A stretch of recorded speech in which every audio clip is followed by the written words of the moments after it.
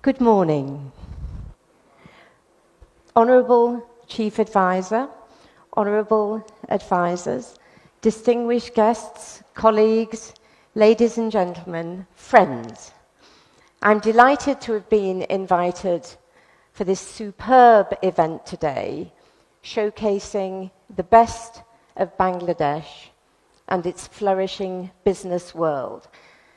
Before I go any further, I should tell you that quite a lot of what I'm wearing today was made in Bangladesh.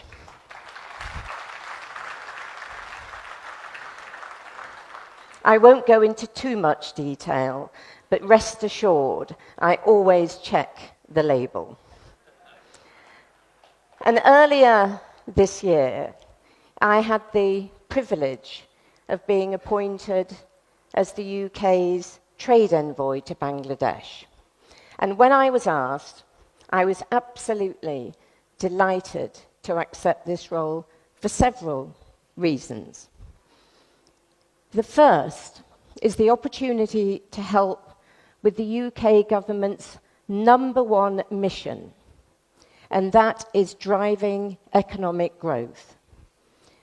This mission recognises that growth can unlock countless opportunities and raise living standards for everyone.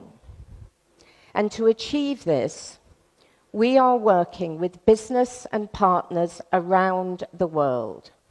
And the UK and Bangladesh has, as we know, a shared endeavour of economic growth, job creation and prosperity. And frankly, this summit exemplifies that.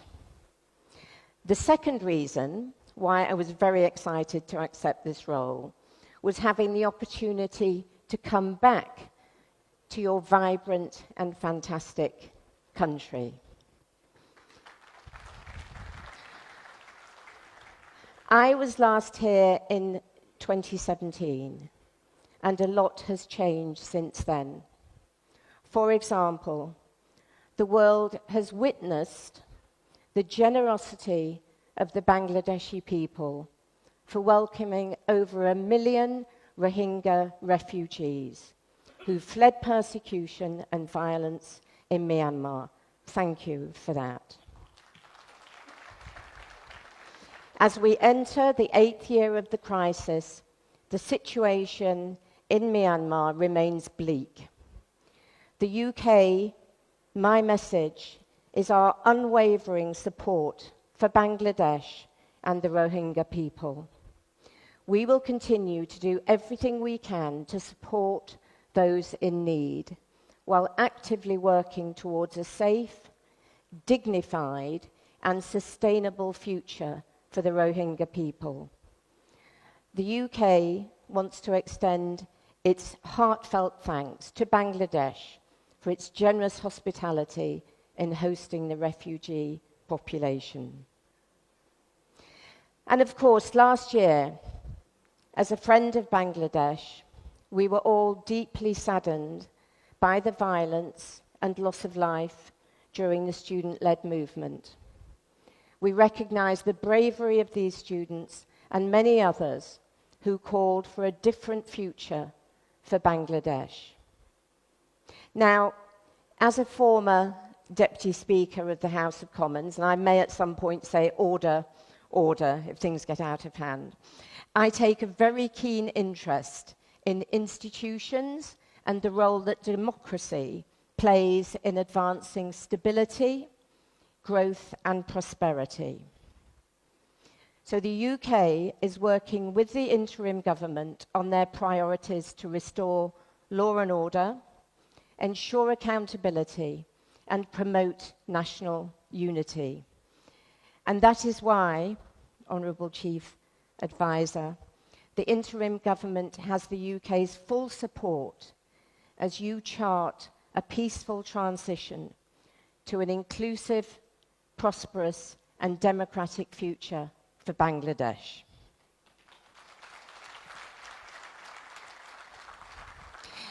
And it's well documented that the UK and Bangladesh share a deep and historic relationship. As a former Member of Parliament for 27 years, surely not, they said, I witnessed the huge contribution that the British Bangladeshi community made in my former constituency in Doncaster and also across all 4 nations of the United Kingdom. In that time, I also saw Bangladesh become a rapidly developing economy driven by the incredible might of the Bangladeshi people. And I'm proud that the UK and British businesses such as HSBC, Standard Chartered Bank, Unilever, and UK high street retailers such as Marks & Spencer, Primark, and Next have played a significant role in Bangladesh's economic growth story, creating and supporting hundreds of thousands of jobs. As the UK government itself now focuses on growth and jobs and places this at the heart of our foreign policy, the UK remains laser-focused on building the economic partnership that will boost two-way trade and investment between our 2 countries. The foundations to achieve this are already there. The UK is one of the biggest sources of foreign direct investment in Bangladesh. It's the 3rd largest market for Bangladeshi ready-made garments, and Bangladesh is the biggest beneficiary of the UK's trade preference scheme, the Developing Countries Trading Scheme. This gives Bangladesh duty-free and quota-free access to the UK market until 2029. And after that date, 92% of Bangladesh's exports will continue to get duty-free access to the UK.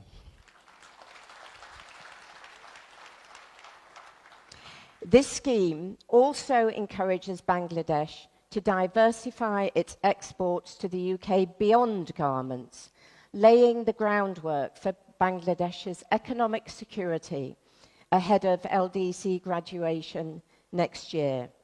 The Developing Countries Trading Scheme provides opportunities for UK buyers and Bangladeshi suppliers across an increasing range of products. And as Bangladesh prepares to engage and enhance its trading relationships in the post-LDC era, the UK government is providing technical assistance to the Ministry of Commerce to strengthen their capability on trade policy and negotiations.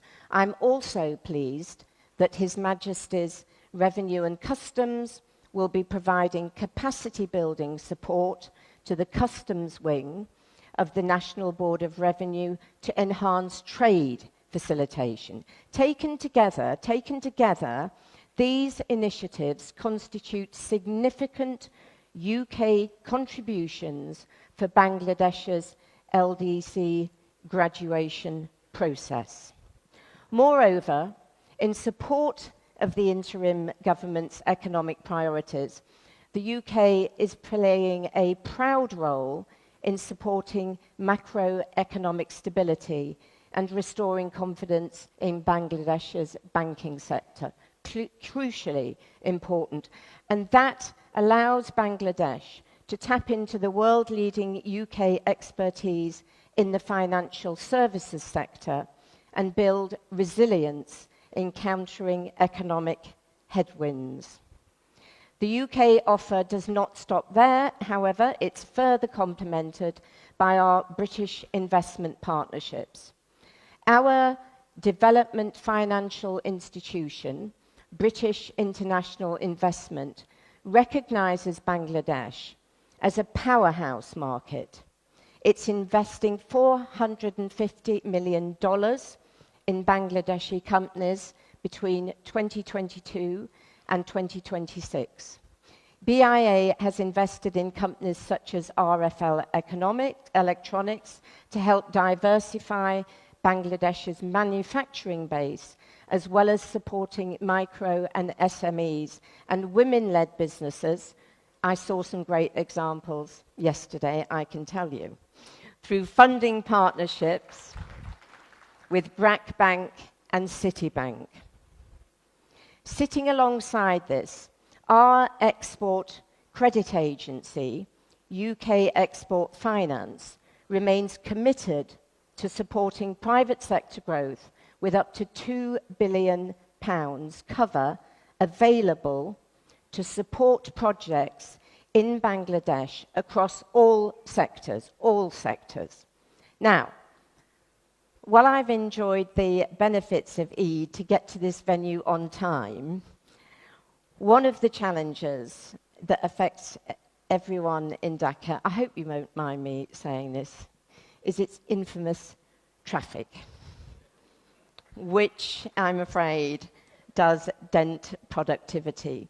And that's why London's Transport Authority, Transport for London, is working with Dhaka city authorities to test ideas that can help reduce traffic jams. And I'm sure there will be a big cheer for that one. And I am aware that many British and international businesses see the growth and opportunities of this market and want to expand their operations here. But at the same time, we also do hear concerns from businesses about laws, regulations, and red tape that make it more difficult for them. And we are keen to help Bangladesh take full advantage of global business through an enhanced and enabling environment that rationalizes the cost of doing business, reduces regulatory bottlenecks, and ensures protection for intellectual property rights. We welcome BIDA's steps to implement as many reforms and as quickly as possible, and that is injecting confidence to foreign investors that Bangladesh is open for business. We're providing technical expertise to BIDA to develop its analytical capability, continuing a collaboration that goes back for more than 20 years. The UK is also committed to supporting Bangladesh's ambition to become a knowledge-based economy. Transnational education, or TNE, plays a vital role in this by bringing world-class UK education directly to Bangladeshi students. And frankly, this not only equips graduates with the skills needed for the global workforce, but also strengthens Bangladesh's appeal as an investment destination. I think this is a crucial area for future partnerships. And while some excellent UK TNE programs already exist there, as I say, we do see significant potential to expand these partnerships. The UK government, through initiatives led by the British High Commission and the British Council in Dhaka, is actively working to foster an environment where these collaborations can flourish. And we believe that by working together, we can, as I say, further strengthen the educational ties between our nations, benefiting both our economies and our people. Moving to our climate partnership, we're working together to unlock investment in clean energy and climate adaptation solutions. And we do want to harness the UK's world-leading financial sector and renewable energy expertise to help deliver Bangladesh's climate ambitions. And we all know in this room how important that is for the future of the world. In defence, we both share a deep and enduring commitment to a free and open Indo-Pacific.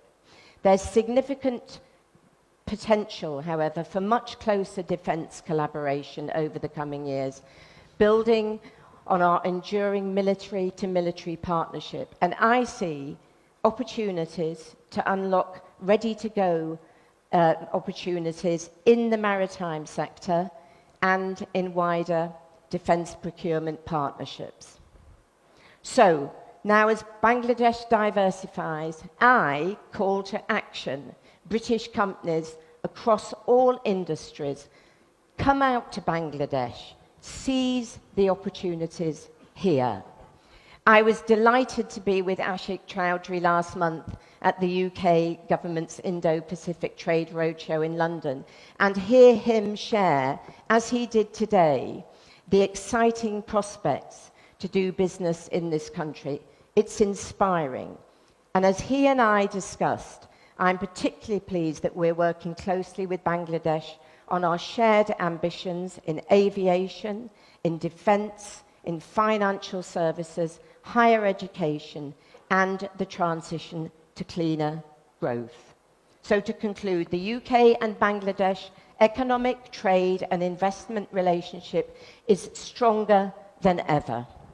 I can tell, you can feel it here today, there is a fresh impetus for us to refresh our bonds and work even more closely together. He'll come from that side. The UK will remain a steadfast partner to Bangladesh, and our businesses and people in both countries will play an important role in that together.